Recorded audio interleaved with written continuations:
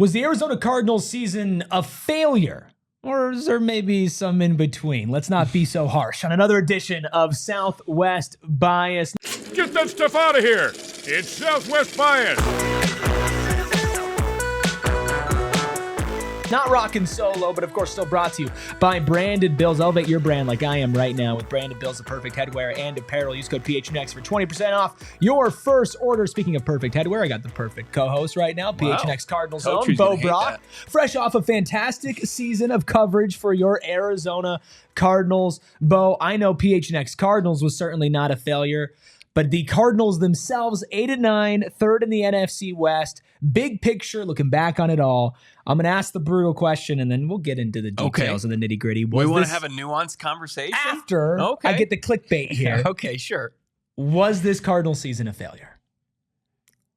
Oh, man, that is such a loaded question. It's a heavy term. It is heavy because you have to remove some of the nuance there. And I think that the simple answer is no, it was not a failure. I agree. Not. Did they fall short of renewed expectations? Yes, but I'm creeping back towards, having that nuanced conversation. Fine, we can have a nuanced, smart conversation. Look, on paper, face value, would most Cardinals fans after back-to-back 4-13 seasons sign up for 8-9, 3-3 in the division, sweeping the season series with the San Francisco 49ers? Absolutely. But if you look closer, if you lived this season like we all did together, you realize that, sure, it was a successful season, progress was made, but opportunities were missed. Right. And they fell short of maybe taking advantage of a little bit of an eroding NFC West, at least in 2023. And we learned some hard truths about this team as well. It wasn't a perfect season. I'm definitely willing to go out there. Missed opportunities, I think, is a perfect way to put it, because there was a point in time where we were looking at this team with an above 500 record and a clear path to the playoffs, a clear path to, being ahead of schedule, which kind of starts, make you salivate a little bit. Right. You start to think, hey, this rebuild, because we've talked infrastructure. We did it all over the last offseason leading up to this season about how Monti, Ossenfort, Jonathan Gannon, Nick Rallis, Drew Petzing, the best foundation that the Cardinals have had in a long, long, long time. How can they build for future long-term success? We weren't even just talking about this season. But we thought, hey, maybe best case scenario, they shock a lot of people. And I think there was a point where they were shocking people. But those missed opportunities and those missed pieces, while they are disappointing, does it not feel like, Bo, those are a lot of things that are correctable going forward and into next season? It's not like they hit this point where it's like the Cardinals are just incompetent, give up hope. It's, hey, we started to have higher expectations. They were missing clearly in a few different departments, but now they have an offseason to fix all of that and to come in next year better. Yeah, well, look, when you're trying to build something that, let's say, great, when you're trying to make something great, it usually looks pretty ugly, right? You got to take your lumps. I mean, look at what Dan Campbell was saying in the post-game locker room for the Detroit Lions and all the adversity that they had faced throughout the 4 seasons en route to winning the top seed in the NFC, right? There was a lot of rocky, bumpy roads there. It wasn't just, this beautiful linear, progressive track. I mean, they had to go through a lot of hardships. And I think that that's what the Arizona Cardinals are going through. We talk about the infrastructure, and especially when we think about where this team fell short this season was on the offensive side of the football. Did your 4th overall pick, Marvin Harrison Jr., reach expectations? I think universally people would say no. Fine season, over 800 yards, eerily not a bust. Not a bust. Eerily similar to his father's, like eerily similar as far as the numbers go. Like a catch-off, like the 63 to 64 catches, 800 plus yards, and the same amount of touchdowns. It's crazy. It really is crazy. But then you also like, hey, this day and age, what your expectations were for the 4th overall pick, he fell short. Kyler Murray, if Kyler Murray played all 17 games, wouldn't you expect the Arizona Cardinals to be a playoff team? He played all 17 games. The Cardinals were not a playoff team. You look at your quarterback, what went wrong? You look at your offensive play caller, that infrastructure that we mentioned, Drew Petzing getting, head coaching interviews. So, I mean, he's not viewed as a lot of the fan base views him as. I did find that a little shocking. I'm not going to lie. Well, yeah. And people are like, please, Bears, take him off our hands. But You look at some of the progress that they made on that side of the football, but still have work to be done. And I think that that's what we learned about this team. Sure, there were some successes. There was certainly progress, but there's still a lot of work to be done from a play calling standpoint, from a performance standpoint, from a roster standpoint. And I'm Mr. Spin Zone here. I'm Mr. Positivity sometimes because I am just like, at my heart, I love these teams and I want the best case scenario to play out. And it's always happened. The best case scenario with Arizona sports has never not happened. We're very blessed. But the things that we're talking about as far as, Kyler Murray playing all 17 games this season, I view that as a massive win, a massive plus. Even for the pits that he's hit a couple points this season where a lot of people were questioning him, how he was playing quarterback, his future at the position for the Cardinals as well. I think a lot of people forget the high points that he hit as well. The second game against the Rams was maybe the most pure joy I've ever seen in Johnny Venerable's heart. I was here watching the game with him and him going and just like exploding whenever Marvin Harrison Jr. and Kyler made a big play. He's an emotional boy. Yes. You think about the Jets game, right? Where he basically almost played a perfect game under center and was absolutely slinging it. Like, there are different moments in time this season that you look at Kyler and you're like, okay, he played like that dude. And then there were other times where he left a lot to be desired. And you're looking at Drew Petzing, you're looking at play calling, you're looking at Marvin Harrison Jr. not living up to expectations, high expectations, but still not living up to them nonetheless. But these are all things that I see as fixable, right? And going into next season, if they're not, it's a completely different conversation. But I think when you leave a season, and this is kind of what I'm building up with like learning, when you leave a season 8-9, when I think if you went in saying 8 or 9 wins for the Cardinals would be a pretty damn good season. No matter how you got there, the ups and the downs, you have these foundational building blocks and you have a clear path on how to fix them. You talk about your defense overperforming with coaching, right? Via personnel. You now have an offseason to fill out the personnel. You have a draft to do so as well. Kyler Murray, Marvin Harrison Jr. have an entire offseason of building chemistry together. Drew Petzing has an entire offseason, if he's not in Chicago, to figure out what is the best way to utilize those guys. You have building blocks like Paris Johnson Jr., who is going to be a franchise staple on your offensive line, right? Like, you have these building points and these launching points to go off of, and 8-9 is not a bad place to hit this season. And I think going into next, you're starting to say, okay, double-digit wins, 10, 11, 12 wins, like that is definitely on the table if these needs and these problems that we saw on display this season get addressed. But it's not a given. It's not. That's what we love about this path. Right, absolutely. We saw this path, and I hate to, people are going to hate this that I bring up the Kingsbury era. Like, the Cardinals go from the worst roster, maybe in the decade, in 2018, to having the number 1 overall pick, cap space. And the way that the NFL is set up is for the bad teams to be able to get back into contention. And what do you see? This progress. And some teams are just so bad and so poorly run that they can't escape it. Like, they're a perennial top 10, top 5 drafting team.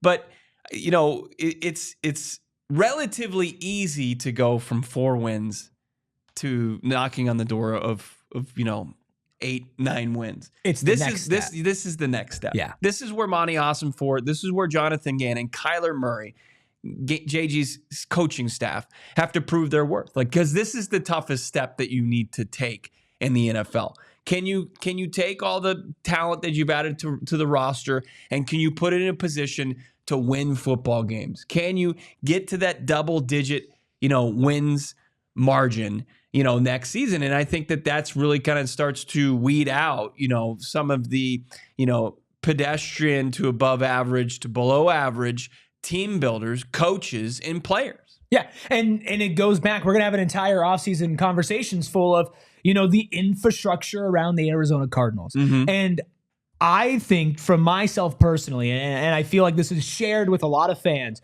I don't know if I've ever been more confident in the past, at least the most recent memory. I'm sure there have been other times where I feel like it's going to work out. I don't know if they're going to go win a Super Bowl. I don't know if they're going to go win 14 games. I don't know if they're going to take that step next year. But I do believe in how the team is being built. I believe in the vision. I believe in the people who are making the decisions because they haven't really given me a reason to not believe in that yet. And I'm talking about Monti Ossenfort. I'm talking about Jonathan Gannon. But can't you look at this season too, and with the successes, and we've outlined them, and then we're also looking at where they kind of fell short. But from every position, from Monti Ossenfort to Gannon to Drew Petzing to Kyler Murray to, players on the defensive side of the football, Marvin Harrison Jr., you look at it and you say, I like this, but they need to work on this. And Monti Ossenfort, when you talk about from a team building standpoint, you love what he's done as far as the draftable developmental players. You see them, right? But then you also like, hey, what could have he done differently in the offseason last year? Maybe been more aggressive in free agency, maybe attacked, the pass rush market a little bit more aggressively. Where would that have put the Cardinals this season? And you hope that, from the top in your GM to your head coach to your players, that they learn from those mistakes, they grow from it, and the team's better for it afterwards. Well, if we're having the same conversation that we had all this past season, where about they need more players, they need more talent, Monti needs to make a move, look at this offseason, all the money they have, then I'm feeling differently than I do now. Like this feels like very much like hey, let's go prove it offseason. Yep. Right? Let's go prove that we're going to take the requisite steps to be an actual contender in here and not just kind of let it play out and do whatever on a super slow burn. And we're burning fast for this edition of Southwest Bias. We're going to continue to talk about the Cardinals right after I remind everybody that this edition is, of course, brought to you by our friends over at Branded Bills. You can always elevate your brand like Bo and I do all the time with the perfect headwear and apparel in Branded Bills. They have everything. Everything. Snapbacks, truckers, fitted, beanies, or tees. They have you covered with performance and style. And the performance part is, to me, the best part. I love a hat that looks good, but I have had hats in my life that have looked good and they felt terrible, right? You don't enjoy wearing them. Maybe the fit's not great. The material's not great. It leaves your head all itchy. You wear it for like an hour and you just want to take it off. You can wear it in the sun or the cold. It's not the same. Branded Bills is not like that. Branded Bills is in all activities, indoor, outdoor, working out, hanging out, walking around, doing whatever you need to do kind of hat. And they do it with the best custom headwear, whether it's our PHNX branded ones that you can get at our locker. If it's ASU, U of A, they have Suns ones available at Footprint Center. And of course, the best part is they're all at a local company here in Mesa, Arizona. Head to brandedbills.com. Use code PHNX 20% off your first, use code PHNX for 20% off your first order. Man, I just got really excited about Branded Bills hats and I just could not contain myself anymore. Also, new sponsor alert here on Southwest Bias. Big shout out to our friends over at Carol Royce. If you are selling your house or looking to sell your house this year, I want you to write this number down. 480-776-5231. That's 480-776-5231. That's the Carol Royce real estate team, which is family owned and locally operated with 3 generations of family members serving the Valley of the Sun. She has an unbeatable track record, having sold over 12,000 homes across the Valley. She knows the local real estate market, and choosing the right agent is a big decision. But don't worry, you can rest easy because you're not just making the right choice, you're making the guaranteed one. Your home sold for 100% of the market value, or Carol will pay you the difference. If you're considering selling your home in 2025, the name to trust is Carol Royce, your home sold guaranteed realty. Have questions? Call today or visit Carol online at carolroyceteam.com. That's carolroyceteam.com. Bo, if the Cardinals had an 8-9 record, but they didn't go through the elongated slides and the elongated rises, right? Like the 4-game win streak followed by a 3-game losing streak, where you kind of got this feeling of hope. Do you feel like people would feel differently about the season, even if it led to the same record like if it result? was more of a kind of a lose up one, and down, win lose one. one, win one. Like the same problems, right? The same Marv thing that you mentioned, the defense, the Kyler, like the same issues and the same positives presented themselves, but in a more evenly spread out way. That's such an unfair question because I'm asking it anyway. You need context as far as what was the downfall of that team, because the downfall of the reality of the Arizona Cardinals was they weren't able to consistently generate enough offense, right? I mean, if they were able to do that, and of course, I think maybe take the ball away on the defensive side to get the ball into the offense's hands. Like they had that bend, don't break thing in like a very commendable defensive season where they kept opposing offenses out of the end zone. But I think once they add more talent, they could maybe create more opportunities for Kyler Murray in this offense, and they could, cash in, and that will turn into more wins. But it's a bit unfair to say that, well, if Kyler and this offense and Marvin Harrison Jr. were more consistent, this team wouldn't have finished 8-9. Yeah, that's the reality. Fair. It's because then you're looking at other, potential like fatal flaws or fatal issues with this roster. So that's what like is so funny. Like when we do the exercise, say the schedule comes out in May and you predict it and you're like, this is what I think the Cardinals do. Would you sign up for it? And the fan base is like, hell yes. And then it's like, okay, we'll go live that. And then tell me if you feel the same way. Sure. Because we just experienced kind of that exercise in real time. So correct me if I'm wrong. I'm sorry, but that sparked something in me.